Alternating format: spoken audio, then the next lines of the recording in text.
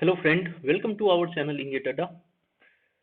So let's continue our lecture series of strength of material.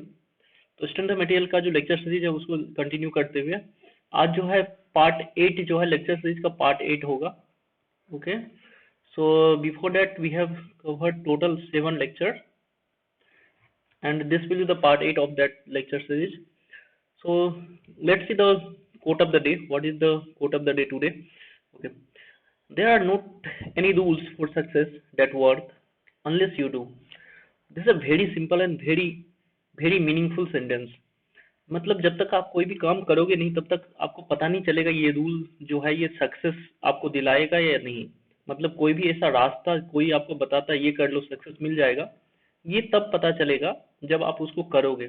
ठीक है, तो there are not any rules for success that work unless you do. ठीक है, जब तक आप करोगे नहीं. ठीक है, हो सकता है जो जो रूल बताया जा रहा है उस पर आप कर रहे आपका सक्सेस नहीं मिले, क्योंकि सबका सक्सेस का पाथ डिफरेंट होता है.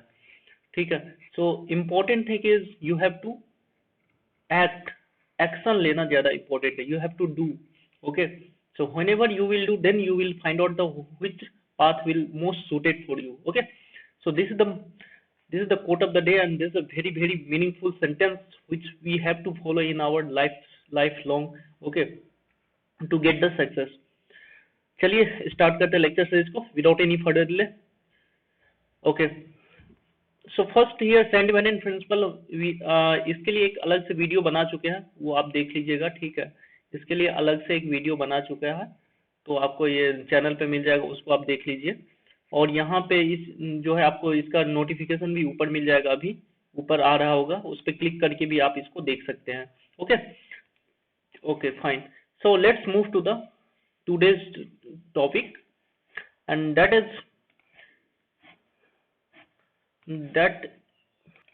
so today concept is whatever we have discussed till now, whatever we have discussed till now, like normal strain, normal strain we have discussed. Okay, normal stress का formula भी हमने discuss किया था, आपको याद होगा तो बताइएगा. सिग्मा एक्स वाई 3 डायमेंशनल के लिए ये बताया गया था, sigma x y mu times of sigma y by and minus mu times of sigma z by. ठीक है, ये एस के डायरेक्शन में नॉर्मल स्ट्रेन का फॉर्मूला था, नॉर्मल स्ट्रेन का. तो नॉर्मल स्ट्रेन का जब भी हम फॉर्मूला लिख रहे हैं नॉर्मल स्ट्रेन का, you can see the normal strain का जो फॉर्मूला है ये ओनली जो नॉर्मल स्ट्रेस के ऊपर डिपेंड कर रहा है, that is depends upon the function of normal stress. This is the function of normal stress. ठीक है, ये जो है शियर स्ट्रेस पे डिपेंड नहीं कर रहा. Normal stress is independent of the shear stress. You can see ये normal strain is independent of shear stress. Shear stress आपको इस फॉर्मूले में कहीं नहीं दिख रहा है, ये जो फॉर्मूला लिखा हुआ है इसमें शियर स्ट्रेस आपको कहीं नहीं दिख रहा. ठीक है, दैट मीन नॉर्मल स्ट्रेन जो है नॉर्मल स्ट्रेस के ऊपर ओनली डिपेंड करता है. और ये फॉर्मूला कब वैलिड होगा, जब मटेरियल जो है होमोजीनियस एंड आइसोट्रोपिक मटेरियल हो. होमोजीनियस एंड आइसोट्रोपिक मटेरियल के लिए normal stress is the function of normal stress only. ठीक है, but for the other type of material like non-homogeneous and anisotropic material, isotropic and non-homogeneous, then normal strain जो function of normal stress as well as shear दोनों का function होता है, फिर तो वो आ जाता है रिसर्च वर्क में. Normal stress as well as shear stress का भी फंक्शन होता है वो. ठीक है, तो ये आ जाता है रिसर्च के में, क्योंकि हम पहले ही एजम्पशन लगा लेते हैं होमोजीनियस एंड आइसोट्रोपिक, बस इसी एजम्पशन पे अपना पूरा का पूरा सब्जेक्ट चलता है. ठीक है, दैट मीन जो है अपने लिए जो है नॉर्मल स्ट्रेन जो है only the function of normal stress हो गया. Okay, this concept is clear, fine. But in case of anisotropic and non homogeneous material, normal strain is a function of normal stress as well as shear stress both. Okay, this is clear. Okay, fine. Let's see the next. Shear stress will tend to deform the cubic element of a material into the oblique parallelepiped. Now, see the thing. जो normal strain हम बोले थे, normal strain जो अभी लिखा था अपन, sigma x by e minus mu times of sigma y by E and minus mu times of sigma z by e. ठीक है, इसी तरह से strain in the y direction and z direction हम लिख लेते हैं, और यहाँ से वॉल्यूमेट्रिक स्ट्रेन निकाल लेते हैं e x plus e y plus e z करके, ठीक है, जो कि ऑलरेडी हम देख चुके हैं, और उसका वैल्यू क्या आता था 1 minus 2 mu by E and sigma x plus sigma y plus sigma z, sigma x plus sigma y plus sigma z, ठीक है, ये वॉल्यूमेट्रिक स्ट्रेन। अब वॉल्यूमेट्रिक स्ट्रेन क्या होता है, change in volume by original volume. तो मतलब यहाँ से आप देख सकते हैं जो वॉल्यूम में चेंजेज आ रहा है, change in the volume, that is because of the normal stress only, यहाँ पे सी स्ट्रेस नहीं है, that means volume changes is because of volume changes will be because of, or you can say the function of normal stress, ये normal stress का function होता है। जब normal stress body पे लगेगा तो उसका वॉल्यूम में चेंज आएगा, ठीक है। तो ये जो एक यहाँ पे आप देखिए ये वाला जो डायग्राम दिखा रहा है, तो इसमें जो आपका सी स्ट्रेस लग रहा है, सी स्ट्रेस लग रहा है, नॉर्मल स्ट्रेस नहीं लग रहा है, नॉर्मल स्ट्रेस नहीं लग रहा है, तो इसका वॉल्यूम जो है कांस्टेंट रहेगा। If the shear stress will act, if only shear stress, if only C stress, then volume remains constant, volume will not change, volume remains constant, volume जो आपका constant रहेगा, क्लियर है, ओके। तो volume constant रहेगा, but जब सी stress लगता है तो इसका शेप चेंज हो जाता है, ठीक है। तो जब आपका नॉर्मल स्ट्रेस लग रहा था तो वॉल्यूम में चेंज आ रहा था, ठीक है, बट जब सी स्ट्रेस लगेगा तो वॉल्यूम में कोई चेंजेस नहीं आएगा। तो वॉल्यूम में जब चेंज नहीं आएगा तो होगा क्या इसमें, ठीक है, डिफॉर्मेशन होगा या नहीं होगा। तो देखिए यहाँ पे जब नॉर्मल स्ट्रेस लगता है तो बॉडी में डिफॉर्मेशन होता है, deformation, when the normal stress will act then body में क्या होगा, डिफॉर्मेशन होगा बॉडी में, ओके। बट जब सी स्ट्रेस एक्ट होता है, जब सी स्ट्रेस एक्ट होता है, सी स्ट्रेस जब एक्ट होता है तो बॉडी में क्या होता है, डिस्टॉर्शन होता है, इसको हम बोलते हैं डिस्टॉर्शन, ठीक है। मतलब उसके वॉल्यूम में कोई चेंज नहीं होगा, distortion that means constant volume, shape उसका डिस्टॉर्ट हो जाएगा, वॉल्यूम कांस्टेंट रहेगा, डिफॉर्मेशन में वॉल्यूम चेंज हो गया, volume changes, okay. Normal stress लगेगा तो डिफॉर्मेशन होगा, वॉल्यूम चेंज होगा, बट सी स्ट्रेस लगेगा तो डिस्टॉर्शन होगा, ठीक है। दैट मीन्स डिस्टॉर्शन का मीनिंग क्या, लिटरल मीनिंग क्या होगा, डिस्टॉर्शन का मीनिंग क्या है इसका, change in the shape,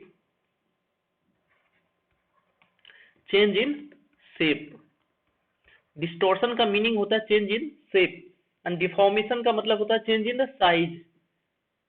deformation का क्या मीनिंग होगा, डिफॉर्मेशन का meaning change in size, change in size, ठीक है। तो जब नॉर्मल स्ट्रेस लगता है तो साइज में चेंज होता है, जब नॉर्मल स्ट्रेस लगेगा आपका तो साइज में चेंजेज आएगा, और जिसको हम डिफॉर्मेशन बोलते हैं, और वॉल्यूम चेंज होता है। बट जब सी स्ट्रेस लगता है अपना, जब सी स्ट्रेस लगता है तो डिस्टॉर्शन होता है, वॉल्यूम कांस्टेंट रहेगा, दैट मीन्स उसके शेप में चेंज आएगा, याद रहेगा चीजें, ठीक है। एग्जांपल लेके भी देखेंगे, okay. So this concept is clear now? Fine, let's move to the next. Let's see the next concept and in this only. Okay, तो हमने यहाँ देख लिया था नॉर्मल स्ट्रेस जो आएगा, तो नॉर्मल स्ट्रेस जब लगेगा, नॉर्मल स्ट्रेस जब लगेगा तो डिफॉर्मेशन होगा, ठीक है। डिफॉर्मेशन जब नॉर्मल स्ट्रेस जब लगता है तो वॉल्यूम चेंज होता है, वॉल्यूम में चेंज मिलेगा आपको, दैट मीन्स डेल्टा भी आएगा, जनरेट होगा, वॉल्यूमेट्रिक स्ट्रेन मिलेगा, एंड जिसके कारण नॉर्मल स्ट्रेस जब लगता है तो साइज में चेंज आता है, चेंज इन द साइज, यहाँ पे देखना चेंज इन साइज लिखा हुआ। तो एग्जांपल देख लेते हैं। तो एक बॉडी था, उसको हैंग कर दिया, उस पर लोड लगा दिया, नॉर्मल स्ट्रेस लगा, नॉर्मल स्ट्रेस लगा तो उसका लेंथ इंक्रीज हो गया, जब लेंथ इंक्रीज हुआ तो उसका साइज चेंज हुआ, पहले जो एल नोट था वो अभी जो है L note plus delta L हो गया, साइज चेंज हुआ, उसका इंक्रीज हो गया, लेंथ इंक्रीज हो गया, ठीक है। शेप अभी भी वैसा ही दिख रहा है, okay. So this is the normal stress, effect of normal stress. Next coming to shear stress, shear stress जब लग रहा है तो डिस्टॉर्शन होगा बॉडी में, ठीक है। एंड डिस्टॉर्शन जब होगा तो उसके वॉल्यूम कांस्टेंट रहता है, वॉल्यूम में कोई चेंज नहीं होगा, ठीक है। बट उसका जो शेप में चेंज होगा, यहाँ पे शेप है, ऊपर में साइज था, यहाँ पे शेप है। एग्जाम्पल देखें इसका, तो एग्जाम्पल यदि इसका देखें तो ये हमारा बॉडी है, इसके ऊपर सी स्ट्रेस लग रहा है ऐसे, ठीक है। इसको डिटेल में देखेंगे अभी, सी स्ट्रेस ऐसे लग रहा है तो ये बॉडी क्या होगा, ऐसे हो जाएगा, डिस्टॉर्ट हो जाएगा, ठीक है, ये बॉडी डिस्टॉर्ट हो गया, इसका शेप जो है चेंज हो गया, शेप जो पहले रेक्टेंगुलर था ये पैरेललोपाइड हो गया, ठीक है, पैरेललोपाइड हो गया, इसका वॉल्यूम में कोई चेंज नहीं हुआ होगा, ठीक है, इसका शेप में चेंज हो गया, शेप जो है इसका ऐसे डिस्टॉर्ट हो गया ये बॉडी।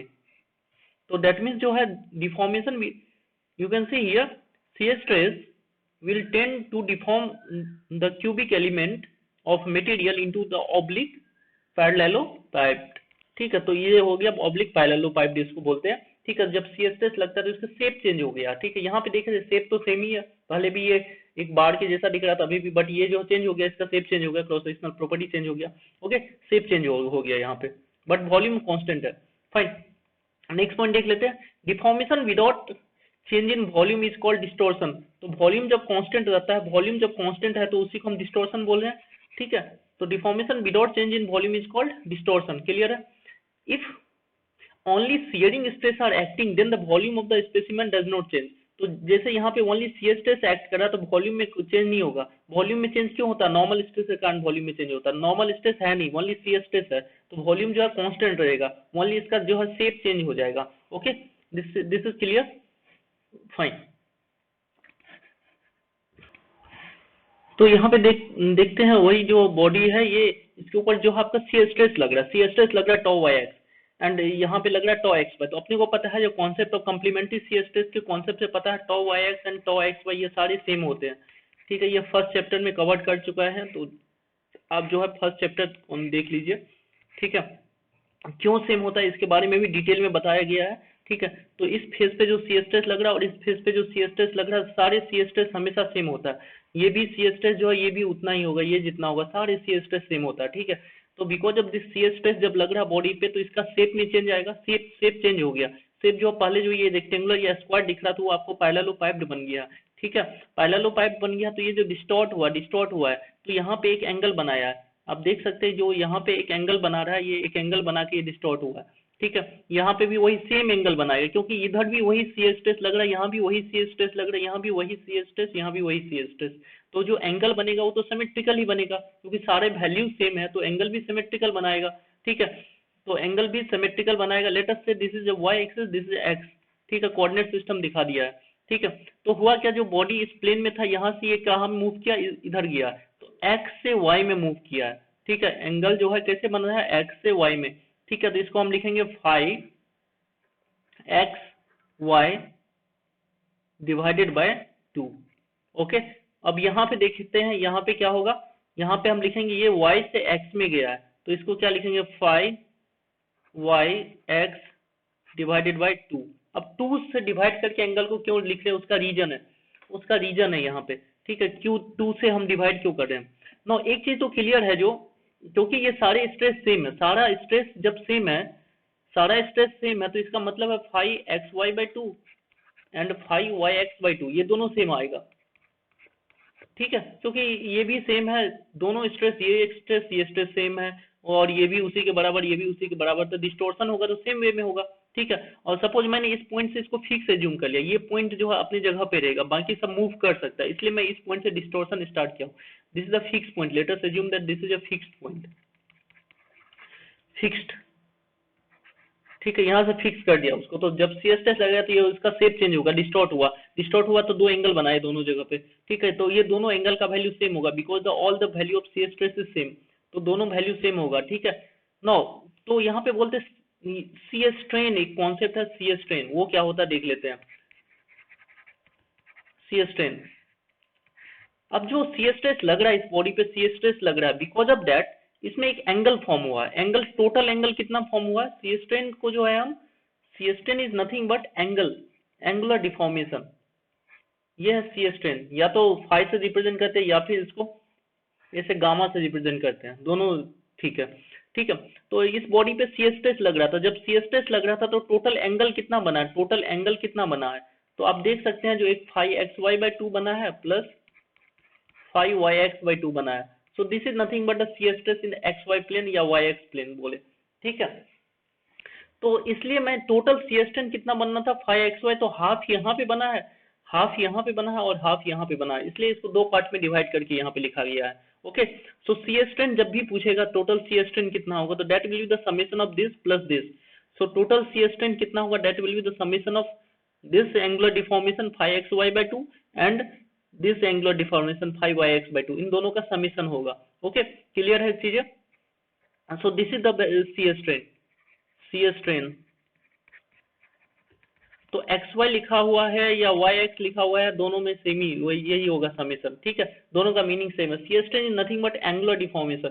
इसका मतलब क्या है, सी स्ट्रेन का एंगुलर डिफॉर्मेशन है, एंगुलर डिफॉर्मेशन। अब एंगुलर डिफॉर्मेशन क्या होता है, जब दो प्लेन लेंगे तो xy yx दोनों का मीनिंग सेम ही हुआ, ठीक है।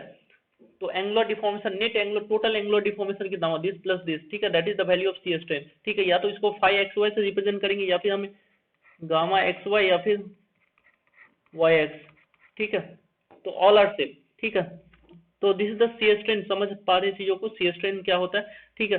तो सी स्ट्रेन को हम सी स्ट्रेस से रिलेट करके लिखते हैं। तो सी स्ट्रेन जो है, सी स्ट्रेस जो होता है, xy लिखे या yx लिखे, that is the shear strain into modulus of rigidity, modulus of rigidity, modulus of rigidity पहले बता चुके हैं ये, ठीक है। तो shear stress equal to shear strain into modulus of rigidity. Shear strain का वैल्यू क्या है, ये दोनों का समेशन करके आपको निकालना पड़ेगा, ठीक है। This is the modulus of rigidity, ठीक है। टॉ xy लिखे या टॉ yx लिखे, दोनों का मीनिंग सेम है, ओके, कोई प्रॉब्लम नहीं है, समझ पा रहे चीजों को, okay fine. So this is the shear stress and shear strain, fine. Now let's come to the sign convention. एक साइन कन्वेंशन होता है, साइन कन्वेंशन क्या है वो देख लेते हैं हम, ठीक है। जब क्योंकि एंगुलर डिफॉर्मेशन यहाँ पे कंसीडर कर रहा है, जब भी एंगुलर डिफॉर्मेशन कंसीडर किया जाता है तब एक साइन कन्वेंशन आता है, एंगल का जो मेजरमेंट होता है उसके साथ एक साइन कन्वेंशन आता है। तो let's see the sign convention. Sign convention, sign convention क्या है, तो एंगल एंटी क्लॉकवाइज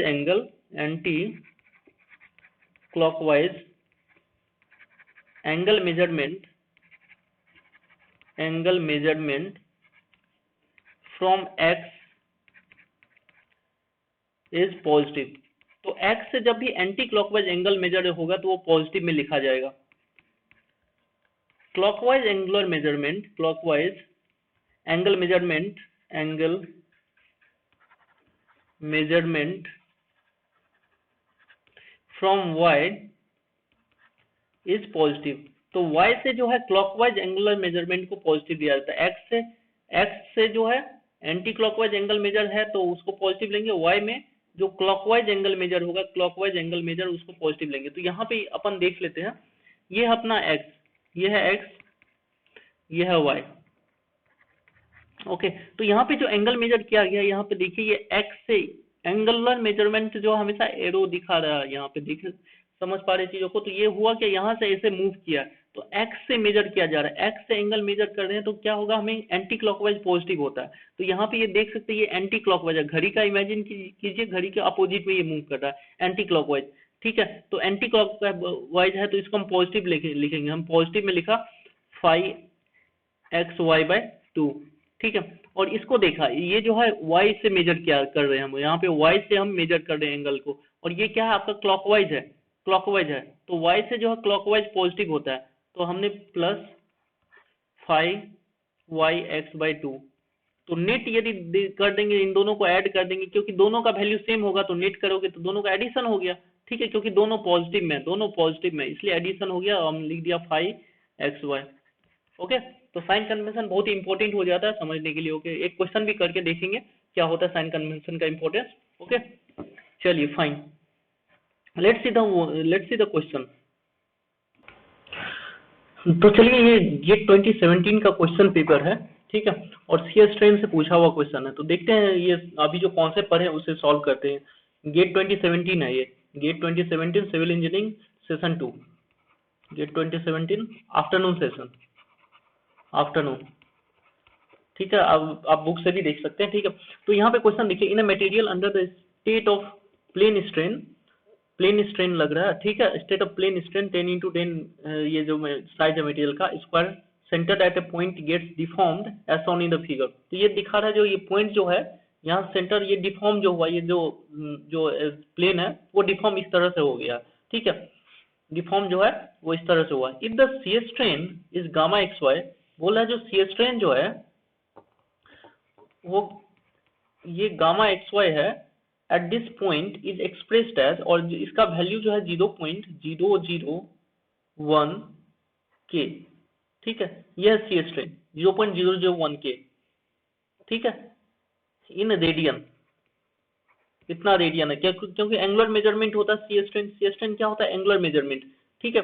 तो उसका वैल्यू दिया हुआ 0.001 के, तो पूछा what is the value of के का वैल्यू क्या होगा, के का वैल्यू क्या है, ठीक है, ये एक कांस्टेंट के टर्म में मल्टीप्लाई करके दे दिया, तो के का वैल्यू क्या है, तो अपने को सी स्ट्रेन निकालना है। सी स्ट्रेन क्या होता है, सी स्ट्रेन क्या होता है, टोटल डिफॉर्मेशन, टोटल डिफॉर्मेशन मतलब ये एंगल प्लस ये एंगल, इन दोनों का समेशन होगा सी स्ट्रेन, ठीक है, इन दोनों का समेशन क्या होगा, सी स्ट्रेन होगा। ओके, नाउ यहाँ पे आप देखिए, ये एंगल को मैं लिख देता हूँ gamma x y by two, and this is gamma y x by two, y x by two, ठीक है, ये gamma x y by two, ये है gamma y x by two, fine. Now this angle is how much, ये एंगल कितना, ये 90 degree है, pi by two radian, pi by two radian, ठीक है। तो हमें जो टोटल यहाँ पे क्वेश्चन में क्या है, टोटल एंगल दिया हुआ, टोटल एंगल दैट मींस ये पूरा का पूरा एंगल अपने को दिया हुआ क्वेश्चन में, टोटल एंगल कितना है, pi by two plus 0.005 radian, और अभी अपना कितना आ रहा है देखते हैं, टोटल एंगल है pi by two plus gamma x y by two plus gamma y x by two, that is equal to जो वैल्यू दिया हुआ है pi by two plus 0.005 005 radian, ठीक है। तो इसका मतलब है ये तो पाई बाई टू कैंसिल हो गया, ठीक है, दैट मीन्स इन दोनों का समीशन का वैल्यू कितना है अपना, इन दोनों के समीशन का वैल्यू कितना है 0.00005, ठीक है, यहां तक समझ पा रहे हैं। अब देखिए यहाँ पे क्या चीज क्या है, नो मैंने साइन कन्वेंशन बताया था, साइन कन्वेंशन, साइन कन्वेंशन, सी स्ट्रेन देखने से पहले हमें साइन कन्वेंशन भी देखना पड़ता है, ठीक है। अब जो ये shear strain of gamma x y by two, ये पॉजिटिव है या नेगेटिव है, तो एक्स से ये क्लॉकवाइज है, एक्स से एंटी क्लॉकवाइज पॉजिटिव होता है, दैट मीन्स ये नेगेटिव है, मतलब माइनस ऑफ, ठीक है। उसी तरह से ये वैल्यू जो है वाई से क्लॉकवाइज पॉजिटिव होता है, ये नेगेटिव है, तो मतलब माइनस ऑफ, ठीक है, that means net equal to minus of gamma x y, तो minus of gamma x y का वैल्यू जो है अपना कितना हो गया, सी स्ट्रेन का value minus of 0.005 radian, gamma x y equal to minus of 0.0005, यही है वैल्यू, ओके रेडियन, समझ पा रहे चीजों को, दोनों का समेशन, ओके। अब जो है क्वेश्चन में समझना, यहाँ पे क्वेश्चन में क्या है, क्वेश्चन में ये अपना स्ट्रेन पता चल गया, इतना स्ट्रेन है, सी स्ट्रेन का वैल्यू ये है minus of 0.005 radian, this is the value of strain, shear strain, but question में इस फॉर्म में नहीं दिया हुआ, क्वेश्चन में क्या दिया हुआ, gamma x y equal to 0.001 के। अब ये के का वैल्यू क्या होगा, तो यहाँ से आप देख सकते हैं डायरेक्टली जो के का वैल्यू क्या होगा, माइनस ऑफ 0.5 होगा, के का वैल्यू क्या होगा, माइनस ऑफ 0.5 होगा, माइनस ऑफ 0.5 से इसको मल्टीप्लाई कर दे तो यही आएगा 0.0005 हो जाएगा, ओके, समझ पा रहे चीजों को, सो answer will B minus of 0.5। तो ऑप्शन देख लेते हैं, सो ऑप्शन क्या हो जाएगा, यहाँ पे ऑप्शन हो जाएगा डी, ठीक है, तो option D is a correct, क्योंकि ये आप साइन कन्वेंशन नहीं देखेंगे तो गलती कर बैठेंगे, क्योंकि प्लस में भी वैल्यू है, प्लस में भी ऑप्शन दिया हुआ है, माइनस में भी ऑप्शन दिया हुआ, ठीक है। तो एंगुलर डिफॉर्मेशन यहाँ पे जो साइन कन्वेंशन के हिसाब से ये जो है अपोजिट था, ठीक है, इसलिए ये minus of 0. Okay, this clear, so answer will be D, fine, let's move to the next concept. तो ये बहुत ही सिंपल क्वेश्चन था, सी स्ट्रेन से क्वेश्चन था, okay. Okay, there is a term number of elastic constant, elastic constant क्या होता है, ई जी म्यू, अभी जो अपन पढ़ रहे हैं, ठीक है, होमोजेनियस एंड आइसोट्रोपिक, अभी कौन सा जितना भी कॉन्सेप्ट पढ़े वो किसके लिए है, वह होमोजेनियस एंड आइसोट्रोपिक मटेरियल पढ़ रहे हैं अपन, ठीक है। तो होमोजेनियस एंड आइसोट्रोपिक में अभी हम क्या क्या इलास्टिक कांस्टेंट पढ़ा है, ई पढ़ा है, जी पढ़ा है, म्यू पढ़ा है, के पढ़ा है, these are the elastic constant. तो आउट ऑफ इतना जो इलास्टिक कांस्टेंट, 4 इलास्टिक कांस्टेंट जो हमने पढ़ा है, इसमें से कोई भी दो पता चल जाए, कोई भी दो पता चल जाए तो बाकी सब निकाल लेंगे, क्योंकि हमें पता है बाकी सबके बीच में रिलेशनशिप है, इक्वल टू 2g 1 प्लस mu equal to 3k 1 minus 2 mu, कोई भी दो पता चले, म्यू पता या ई तो जी निकल जाएगा, ठीक है। तो कोई भी दो पता चलेगा तो ये तीसरा और चौथा पता चल जाएगा। Okay, so in a homogeneous and isotopic material number of independent constant required to define equal to 2, ठीक है, होमोजेनियस एंड आइसोटोपिक के लिए, ठीक है। उसी तरह से homogeneous and orthotropic material different property in the perpendicular direction. Orthotropic क्या होता था? Different property in perpendicular direction, ठीक है। तो होमोजेनियस एंड ऑर्थोट्रोपिक मटेरियल के लिए नंबर ऑफ कांस्टेंट चाहिए, कितना चाहिए? 9। Okay, and in case of homogeneous and non isotropic या एन आइसोट्रोपिक को ही हम नॉन आइसोट्रोपिक भी बोलते हैं, नॉन आइसोट्रोपिक, ठीक है। इन case of homogeneous and non isotropic material number of independent constant is 21। तो यहाँ पे देख सकते हैं इतने सारे कांस्टेंट का अपने को जरूरत पड़ेगा पढ़ने के लिए, इसलिए ये सब जो है रिसर्च के लिए यूज किया जाता है। और अपना जो एग्जाम में बस इतना है 2, ठीक है। ये सब बाकी सब जो है रिसर्च में यूज होता है, तो इसलिए हम जो एजम्पशन डालते हैं homogeneous and isotopic. Homogeneous and isotopic नहीं डालेंगे तो अपने को इतने सारे कांस्टेंट आ जाएगा जो हम बहुत ही मुश्किल हो जाता पढ़ना, ठीक है। तो ये सारे रिसर्च ओरिएंटेड है। बाकी होमोजेनियस एंड आइसोटोपिक जो हम थ्योरेटिकल पढ़ते हैं, तो इसमें नंबर ऑफ इलास्टिक कांस्टेंट कितना जरूरत होता है? 2 का। कोई भी ये 4 में से कोई भी 2 पता चल जाए तो हो जाएगा। Okay, so this is the concept, number of elastic constant required. Okay, so let's see the next topic, deformation due to axial load. Let's see this. Okay, under this we will study first the non-prismatic bar and prismatic bar. Okay, non-prismatic and prismatic bar.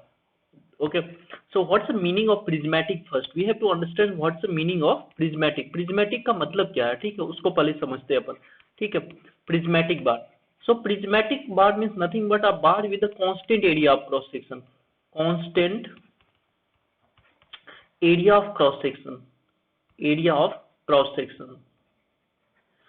so a bar with a constant area of cross section is known as prismatic bar. Like suppose let us draw a bar. So this is a prismatic bar, but if I am going to draw like this is a non-prismatic. So this is a prismatic bar, this is a prismatic bar we can say, or this is a non-prismatic bar. Area of cross section is changing, changes here, but here the area of cross section is constant, ठीक है। So this is the prismatic bar, this is non-prismatic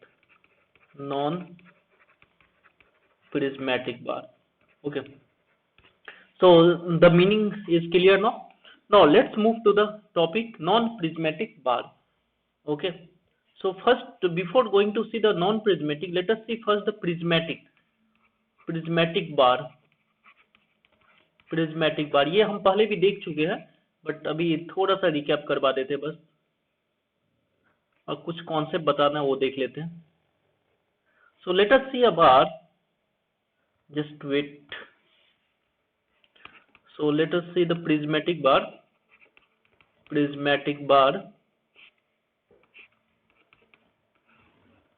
तो हमने एक बार को hang कर दिया, इसके ऊपर लोड लगा दिया P एंड लेंथ है L, और इसका एरिया ऑफ क्रॉस सेक्शन जो है वो है A, area of cross section. तो इलोंगेशन कितना होगा? चेंज इन लेंथ, हम क्या लिखते हैं? PL/AE। ओके, सो PL/AE, और इसको यदि थोड़ा सा रीअरेंज करके लिखे तो क्या लिखेंगे अपन? P/AE/L। Okay, no problem.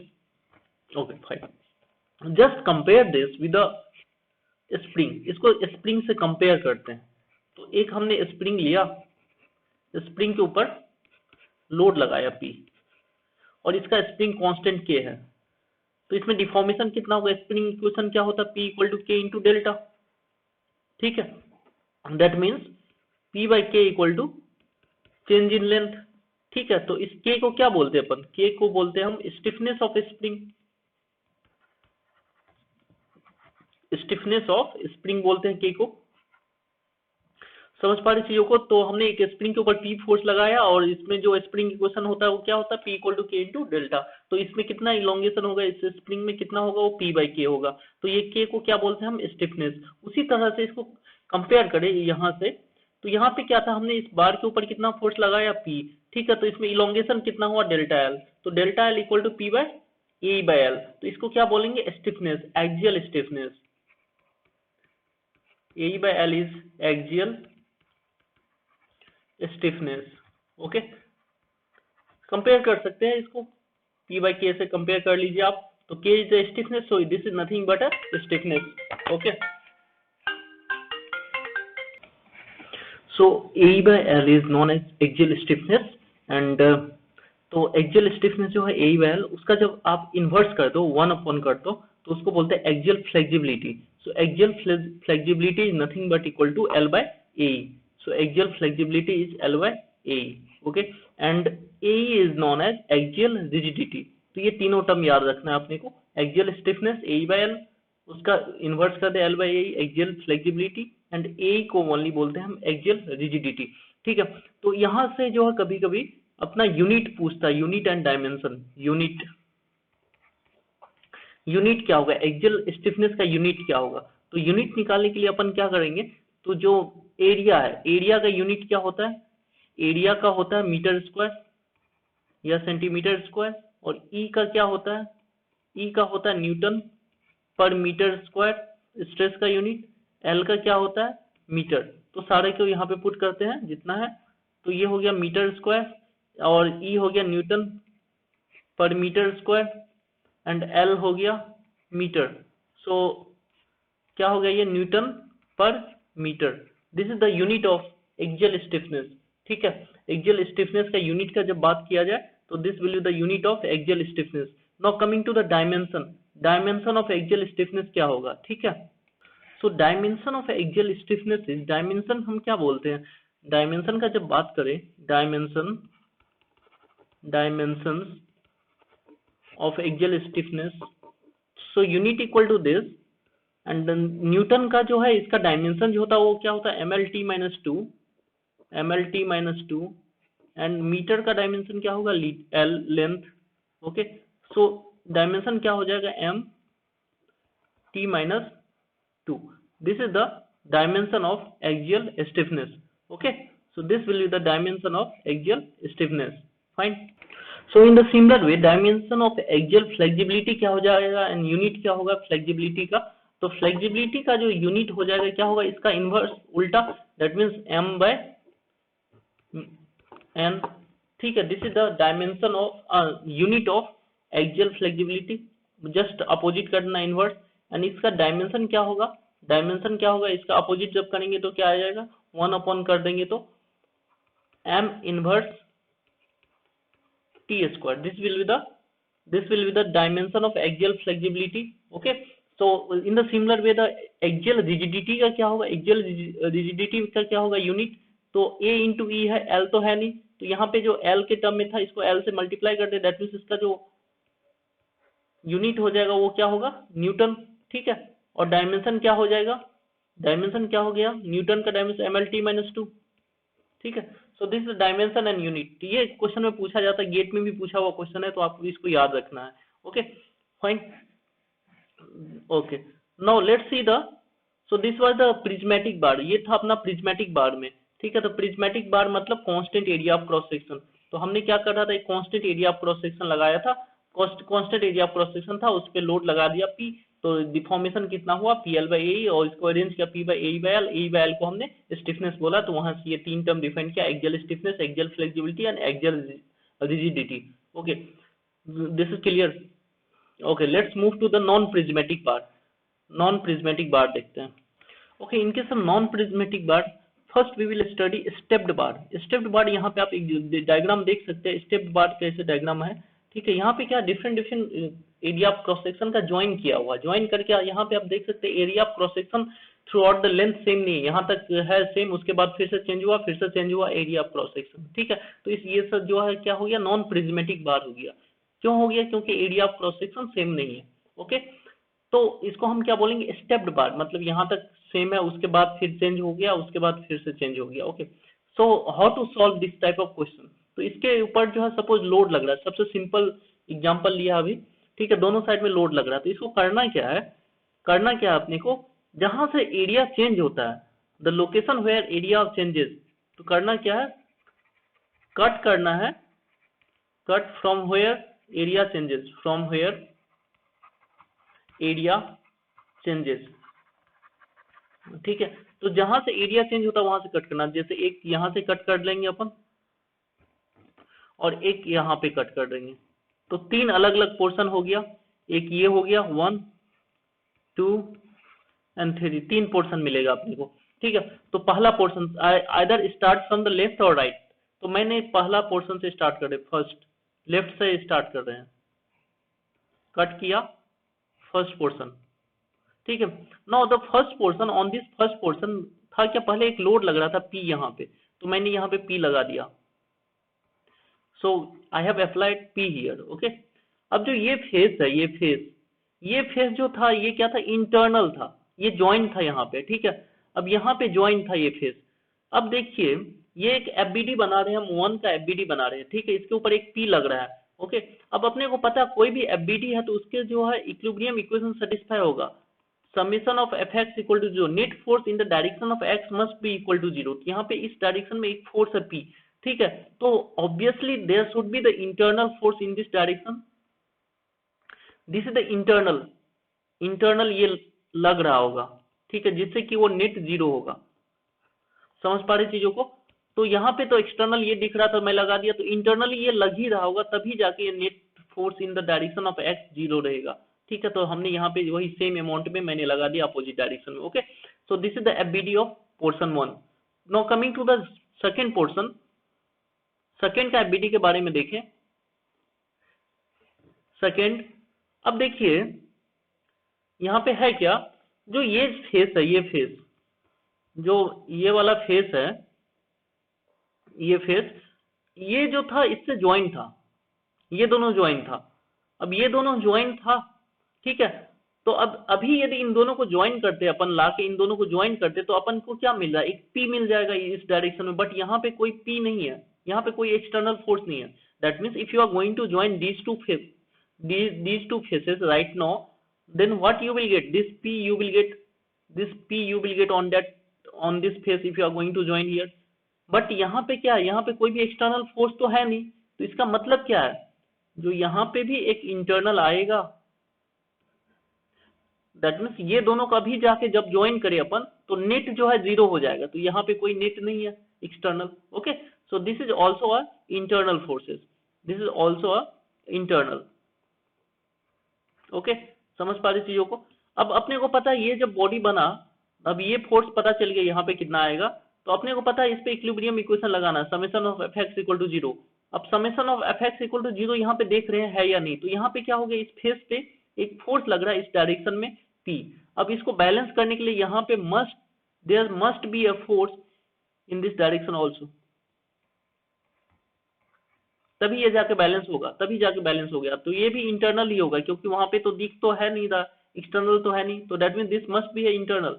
यहाँ पे जो फेस ज्वाइंट है यहाँ पे इंटरनल P लग रहा होगा, okay. Now coming to the portion 3, portion 3 third वाले पे आ जाते हैं।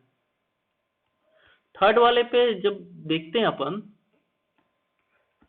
ओके, नाउ सी हियर, तो इन केस ऑफ थर्ड, ये जो फेस था, ये फेस यहाँ पे और ये फेस, ये दोनों ज्वाइंट था, these two faces are joint here, और यहाँ पे कोई एक्सटर्नल लोडिंग नहीं था। बट अभी यदि इन दोनों फेस को हम ज्वाइन करते हैं, इन दोनों फेस को जब आप ज्वाइन करें, तो अभी कितना मिलेगा, तो आपको तो एक P फोर्स मिलेगा आपको इस डायरेक्शन में, बट एक्चुअल में यहाँ पे कोई फोर्स है नहीं एक्सटर्नल।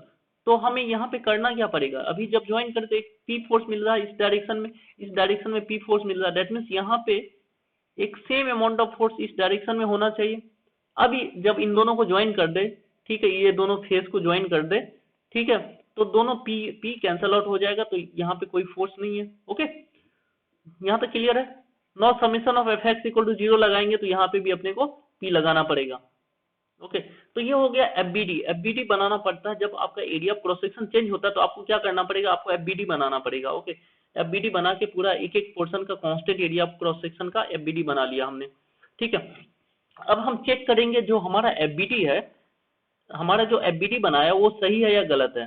तो सही है या गलत है वो चेक कहाँ से होगा, वो जो ये लास्ट में फोर्स आया है, ये लास्ट में, ठीक है, that must be equal to this, इसके बराबर होना चाहिए, ठीक है, ये दोनों बराबर होना चाहिए। तो आप जब एक डायरेक्शन से लेफ्ट साइड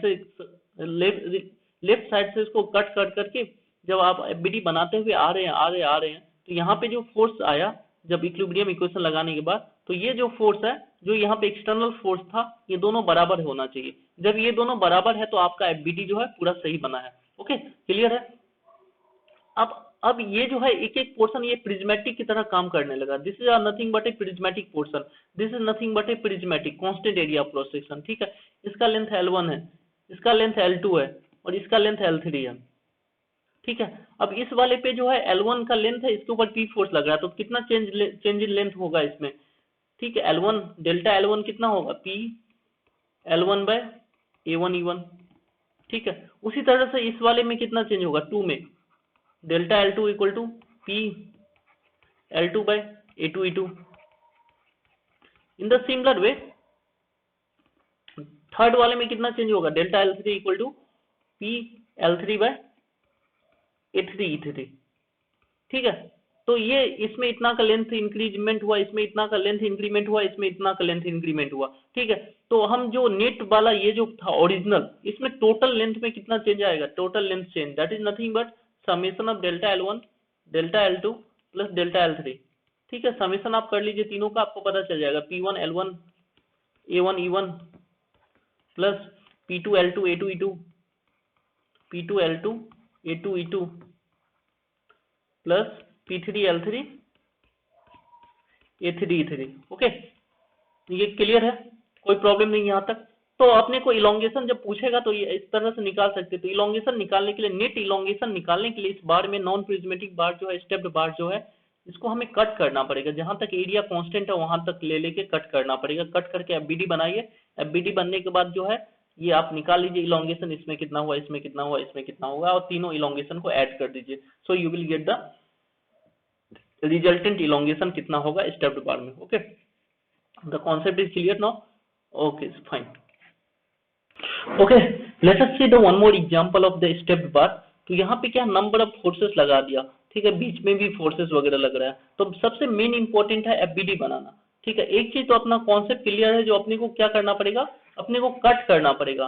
अपने को क्या करना पड़ेगा, जहां तक एरिया कांस्टेंट है वहां से कट करना पड़ेगा। एक यहाँ पे सेक्शन लेना पड़ेगा, कट करके अलग करना पड़ेगा, फिर यहाँ से कट करके अलग करना पड़ेगा, फिर यहाँ से कट करके अलग करना पड़ेगा, ठीक है। तीनों अलग अलग एफबीडी बनाना पड़ेगा, ठीक है, चारों पोर्शन का। तो हमने क्या किया, ये कट किया यहाँ पे।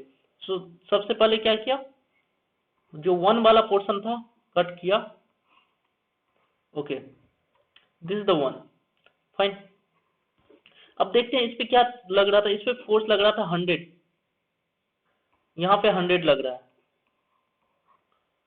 ओके, ये अपने को एक्सटर्नल दिख रहा था, 100 लग रहा था इस फेस पे, तो हमने 100 लगा दिया। अब करना क्या, Fx इक्वल टू 0 करना है।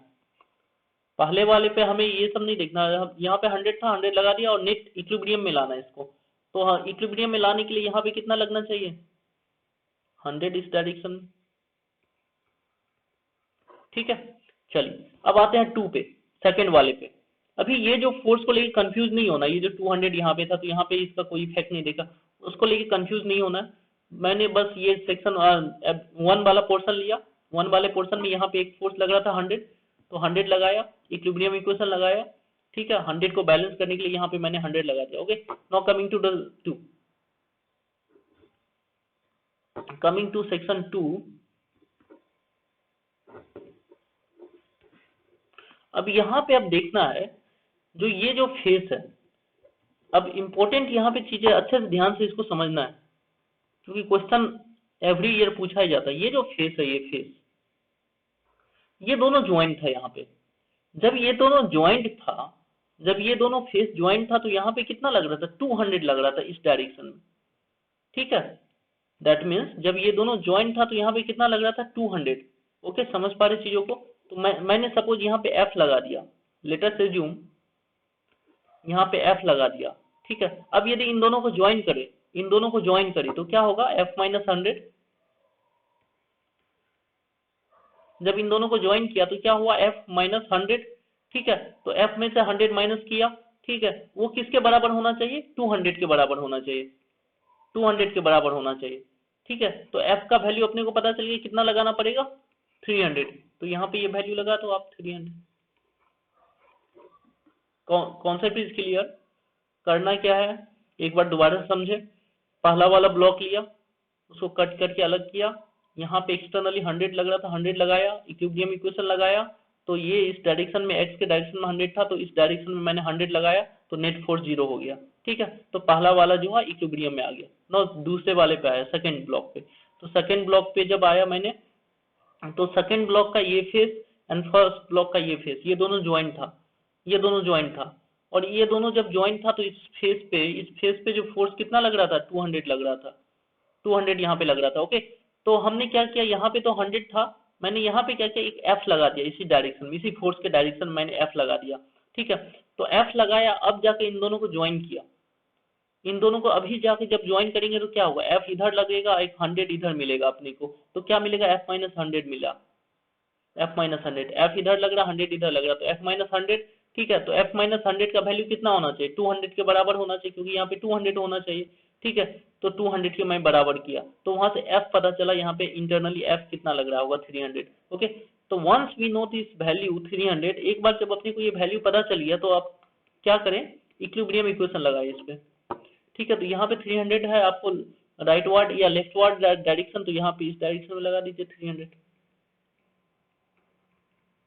Okay. So this is the FBD of second, very very important, ठीक है। नाउ कमिंग टू थर्ड, अच्छे समझना है इसको। Coming to third portion, third का जब बात करें, तो थर्ड में जो है आपका ये फेस और ये फेस दोनों ज्वाइंट था, ये दोनों फेस जो है थर्ड एंड सेकंड का, ये दोनों फेस जो है यहाँ पे ज्वाइंट है, ठीक है, सेकंड का एंड थर्ड का। और यहाँ पे कोई भी एक्सटर्नल फोर्स नहीं है, यहाँ पे कोई एक्सटर्नल फोर्स नहीं है इस फेस पे, ठीक है, इस फेस पे कोई एक्सटर्नल फोर्स नहीं है। बट अभी जब इन दोनों को ज्वाइन कर रहे हैं तो कितना आ रहा है, 300 आ रहा है अपना इस डायरेक्शन में। तो अपने को चाहिए क्या, नेट 0 चाहिए, तो यहाँ पे मैंने इस डायरेक्शन में 300 लगा दिया। Now if you are going to join net force you will get 0, okay. अभी यदि इस फेस को और इस फेस को ज्वाइन करो, तो एक इस डायरेक्शन में 300 हो गया, एक इस डायरेक्शन में 300 हो गया, तो नेट 0 हो जाएगा। तो यहाँ पे भी कोई फोर्स नहीं था एक्सटर्नल, 0 फोर्स था, okay. Now coming to this phase, अब एक बार ये पता चलने के बाद इक्विलिब्रियम इक्वेशन लगाना है, बॉडी को इक्विलिब्रियम में लाना है, तो Fx इक्वल टू 0, तो यहाँ पे 300 है, तो यहाँ पे 300, फाइन। ये हो गया FBD of 3। Now coming to FBD of 4, FBD of 4 में जब चले, FBD ऑफ 4, ओके।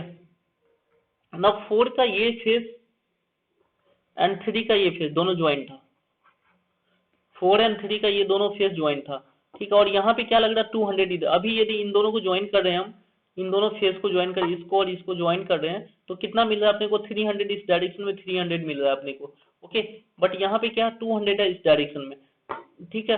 तो मैंने सपोज यहाँ पे एज्यूम किया एफ लगाना पड़ेगा, तब जाके ये 200 होगा इस डायरेक्शन में, let us assume that F. तो एफ अभी जब इन दोनों को ज्वाइन करें तो कितना आ जाएगा, एफ माइनस 300, एफ माइनस 300 आएगा, ठीक है। इसका वैल्यू कितना होना चाहिए, 200 होना चाहिए।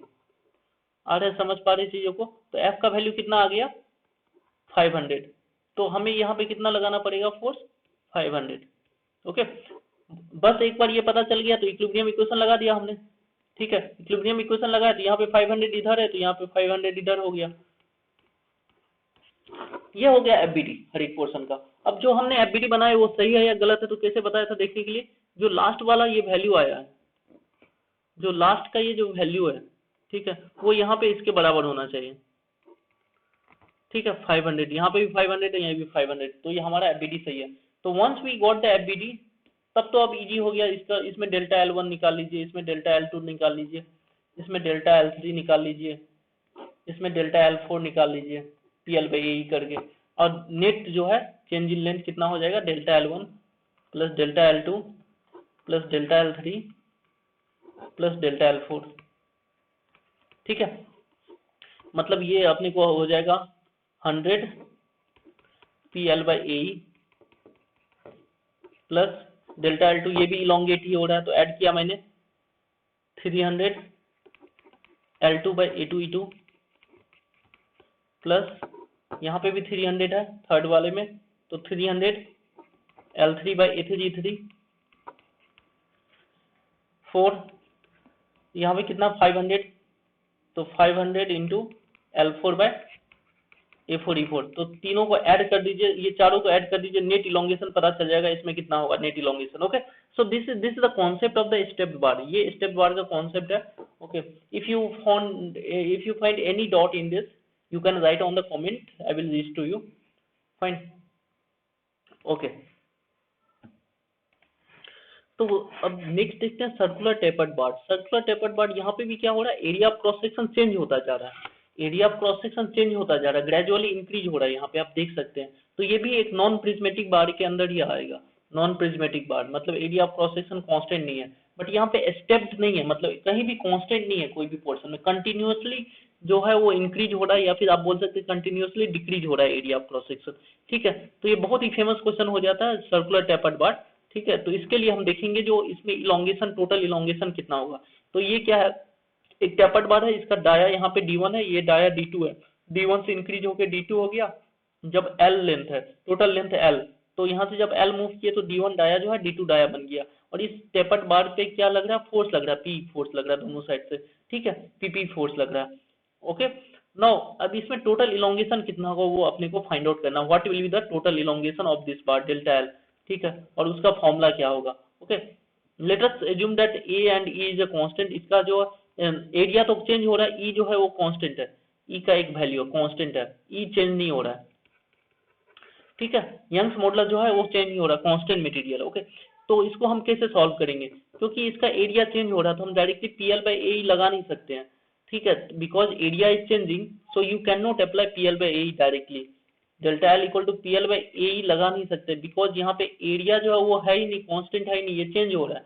ठीक है, दिस इज चेंजिंग। ओके, ये समझ पा रहे चीजों को। ओके, तो हम करेंगे क्या, जब ऐसा केस हो तो अपने को एक डिफरेंशियल एलिमेंट लेना पड़ता है, डिफरेंशियल एलिमेंट। तो हमने क्या किया, एक छोटा सा डिफरेंशियल एलिमेंट यहाँ पे ले लिया, एक डिफरेंशियल एलिमेंट ले लेते हैं। ठीक है, तो छोटा सा एक डिफरेंशियल एलिमेंट ले लिया, वो कितना डिस्टेंस पे लिया, इधर से यहाँ से मैंने सपोज x डिस्टेंस पे ये डिफरेंशियल एलिमेंट लिया, और जिसका लेंथ जो है वो dx है, ये डिफरेंशियल एलिमेंट का लेंथ कितना है, dx है। ओके, नो अब मैं इसको कट करके अलग करके बनाता हूँ, बना के दिखाता हूँ आपको क्या हुआ है। तो ये है आपका D1, और यहां से मैंने एक डिफरेंशियल एलिमेंट ले लिया था, यहां से डिफरेंशियल एलिमेंट लिया मैंने,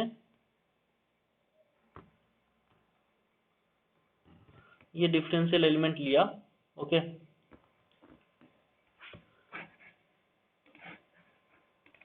ओके, तो यहाँ पे आप देखिए, तो मैंने क्या किया, ये जो पहला D1 पोर्शन था, D1 पोर्शन यहाँ पे था, उसके बाद एक डिफरेंशियल एलिमेंट लिया, तो मैंने D1 पोर्शन को इससे कट किया, D1 पोर्शन ये हो गया। ठीक है, उसके बाद जो डिफरेंशियल एलिमेंट को इससे कट किया, फिर जो है ये रिमेनिंग पोर्शन है, तो एक ये पोर्शन हो गया, दूसरा ये पोर्शन हो गया, तीसरा ये पोर्शन हो गया, तीनों को मैं अलग अलग कट कर दिया। ओके, नो जो बीच वाला पोर्शन है उसका लेंथ कितना था, dx लेंथ है, इसका लेंथ कितना था डिफरेंशियल एलिमेंट का, dx लेंथ है। ओके, नो जो पहला पोर्शन है, फर्स्ट पोर्शन पे एक फोर्स लग रहा है P, तो यहाँ पे आप देख सकते हैं P फोर्स लग रहा है। अब जब हम इसको कट किया तो FBD बैलेंस होना चाहिए, FBD बैलेंस होना चाहिए। ठीक है, तो यहाँ पे P लग रहा है, तो यहाँ पे भी कितना लग रहा होगा, यहाँ पे भी P लग रहा होगा। ठीक है, इंटरनली, क्योंकि FBD बैलेंस में होना चाहिए। ओके, समझ पा रहे चीजों को। Now coming to this phase, अब जो है इन दोनों का ये फेस जो था ये ज्वाइंट था, दिस फेस वाज ज्वाइंट, यहाँ पे क्या था, ये दोनों फेस यहाँ से ज्वाइंट था। ओके, तो यहाँ पे कोई भी एक्सटर्नल फोर्स नहीं था, बट अभी जब इन दोनों फेस को हम ज्वाइन करते हैं, इन दोनों फेस को यहाँ पे जब ज्वाइन करते हैं तो अपने को क्या मिल रहा है, एक P मिल रहा है इस डायरेक्शन में। ठीक है, we are getting P in this direction. Okay, in this direction here, so if you are going to join this two, तो हमें क्या करना पड़ेगा, यहाँ पे मैंने इस डायरेक्शन में एक P लगा दिया। ठीक है, अभी जब इन दोनों को ज्वाइन करोगे आप, तो नेट कितना मिलेगा, 0 मिलेगा। ठीक है, क्योंकि ये इधर से P है, ये इधर से P है, नेट 0, क्योंकि यहाँ पे कोई एक्सटर्नल लोड नहीं था। Okay, that's why it should must be 0। Okay clear है। तो once we got this P, यहाँ पे अपने को पी पता चलेगा, यहाँ पे ये कितना लगेगा पी, ठीक है। अब फिर इस पे भी इक्विलिब्रियम इक्वेशन लगाया, इक्विलिब्रियम इक्वेशन लगाया तो अपने को पता चला यहाँ पे पी आएगा, ठीक है। उसी तरह से कमिंग टू थर्ड पोर्शन पे जैसे ही पहुंचा थर्ड वाले पोर्शन पे, तो ये जो कॉमन फेस था, ये इसका ये कॉमन और ये फेस यहाँ पे ज्वाइन था और यहाँ पे कोई एक्सटर्नल फोर्स नहीं है, बट अभी जब इन दोनों को ज्वाइन करे तो हम what you are getting a force in this direction, P force अपने को मिल रहा है। तो हमें करना क्या है, इसको जीरो बनाना है। जीरो बनाने के लिए मैंने क्या किया, इधर से पी ऐड कर दिया, ठीक है, इधर पी ऐड कर दिया तो जीरो हो गया। अभी जब इन दोनों को ज्वाइन करेंगे तो नेट जीरो रहेगा। अगेन आफ्टर दैट क्या करना, इक्विलिब्रियम इक्वेशन लगाना। तो once we got this value P, तो इक्विलिब्रियम में ये इधर पी हो जाएगा। ओके, यहाँ तक कोई प्रॉब्लम नहीं है, fine. Okay, now coming to, अब ये डिफरेंशियल एलिमेंट पे आते हैं, डिफरेंशियल एलिमेंट पे। तो उससे पहले अपन यहाँ पे आते हैं। तो इसका लेंथ कितना था, इसका लेंथ है x, हमने x डिस्टेंस से ये कट किया था dx, तो ये लेंथ है x, ठीक है। ना यहाँ पे आप देखिए एक चीज, जब हम यहाँ से l डिस्टेंस मूव करते हैं, l डिस्टेंस जब यहाँ से मूव करते हैं तो डाया कितना हो जाता है d2, ठीक है। जब हम l डिस्टेंस मूव करते हैं, l डिस्टेंस मूव कर रहे हैं तो डाया में कितना चेंज आ रहा है, पहले तो d1 से d2 हो गया dia, that means d2 minus d1 इतना का डाया का चेंज आ रहा है। when you are going to move a distance of L, जब यहाँ से हम L डिस्टेंस मूव करते हैं तो कितना का चेंज आ रहा है, यहाँ से देख सकते हैं आप,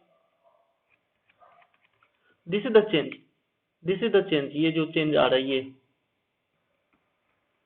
ये एंड ये इतना चेंज हुआ है, ठीक है। दैट मीन्स जो d2 जो था पूरा d2, उसमें से d1 को माइनस कर दिया, उसमें से d1 को माइनस कर दिया, दैट मीन्स चेंज मिल गया अपने को।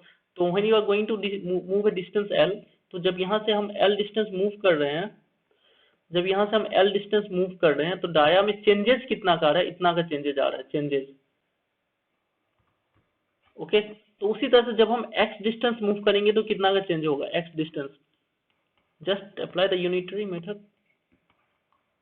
सो इतना का डाया का चेंज होगा, d2 minus d1 by L into x. That means यहाँ का अब डाया कितना हो जाएगा, यहाँ का जो डाया है dx, यहाँ का जो डाया है उसका वैल्यू क्या होगा, दैट मीन्स ये जो डाया है dx, इसका वैल्यू क्या हो जाएगा। So dx will be equal to change कितना का हुआ, इतना का चेंज हुआ, ठीक है। तो हमें करना क्या है, d1 में चेंज को ऐड कर देना है।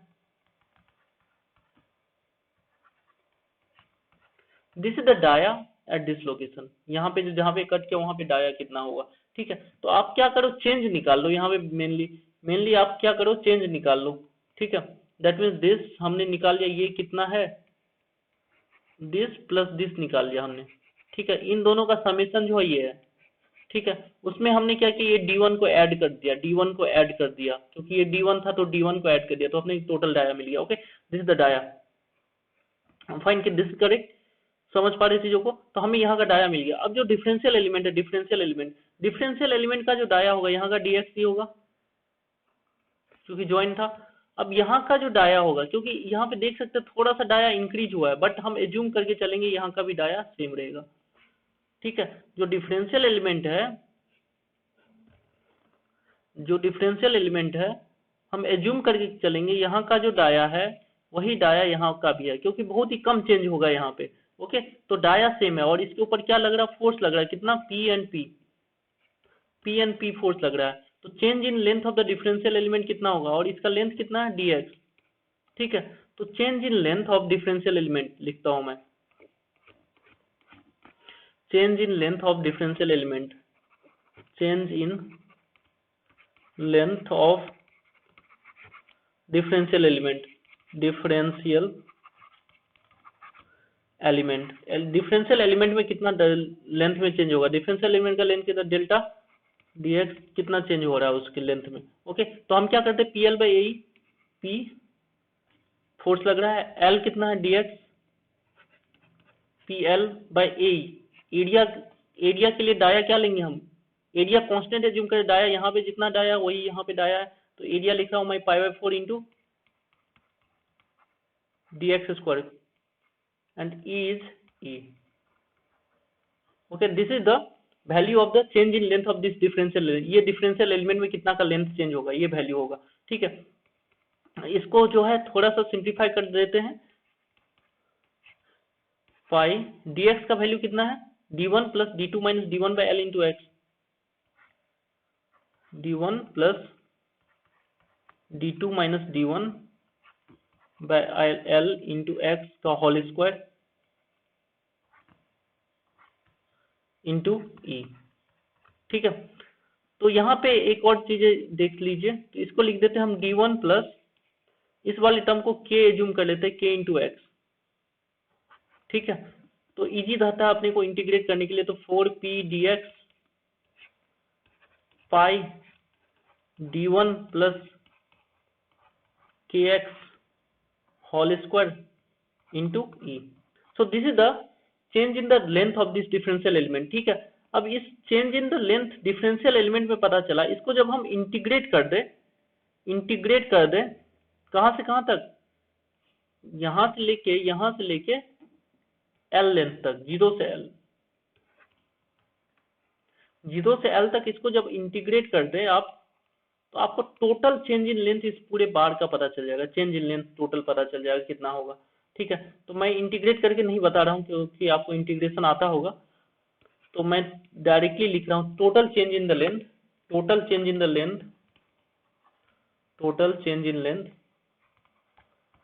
इन लेंथ इक्वल टू, तो ये इंटीग्रेट करने के बाद जो वैल्यू आता है 4pl pi e d1 into d2, this is the value you will get net elongation of this circular tapered part। याद रखना 4pl पाई d1 into d2, d1 क्या है, यहाँ का डाया जो है d1 है, यहाँ का डाया जो है d2 है। ओके, अब याद कैसे रहेगा, याद रखने का ट्रिक मैं बता देता हूँ जल्दी से, क्योंकि याद रखना पड़ेगा, ये तो इम्पोर्टेंट है याद रखना।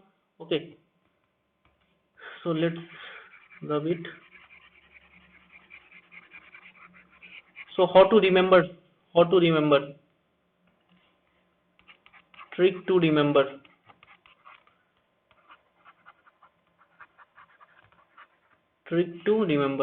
now देखिए यहाँ पे सपोज ये बार था, इसका जो हम सपोज p फोर्स लगाया, इसमें l लेंथ था, तो इलोंगेशन कितना होता, pl बाय ae।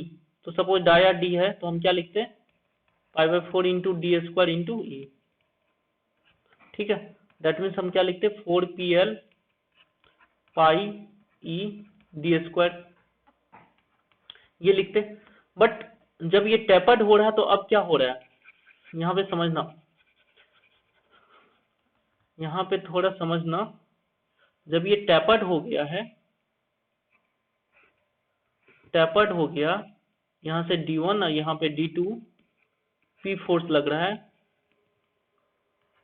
तो टोटल चेंज इन लेंथ क्या हो रहा है, ये जो फॉर्मूला था ये तो अपने को याद ही रहेगा, pl बाई ए का pi by 4 into D square into E, तो यहाँ से हमने ये बना लिया।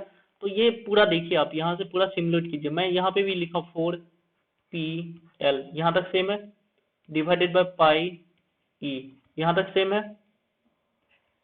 उसके बाद यहाँ पे डी स्क्वायर है, तो यहाँ पे डी स्क्वायर था, यहाँ पे हम डी स्क्वायर नहीं लेके इन दोनों का मल्टीप्लाई कर देते, d1 इंटू d2, बस हो गया, याद रहेगा ये चीजें। Okay, so this is the formula, very important. Okay, so you have to remember this and it's very important. elongation in tapered bar, okay, elongation in tapered bar, total change in length in the tapered bar. Okay, fine. Okay, if you have any doubt, you can write on the comment, and please like and subscribe this channel. Okay, so आज के लिए इतना ही रखते हैं, let's meet in the next session. तो आज के लिए जितना पढ़ा है उसको एक बार नोट्स बना लीजिए और इसको प्रैक्टिस कीजिए।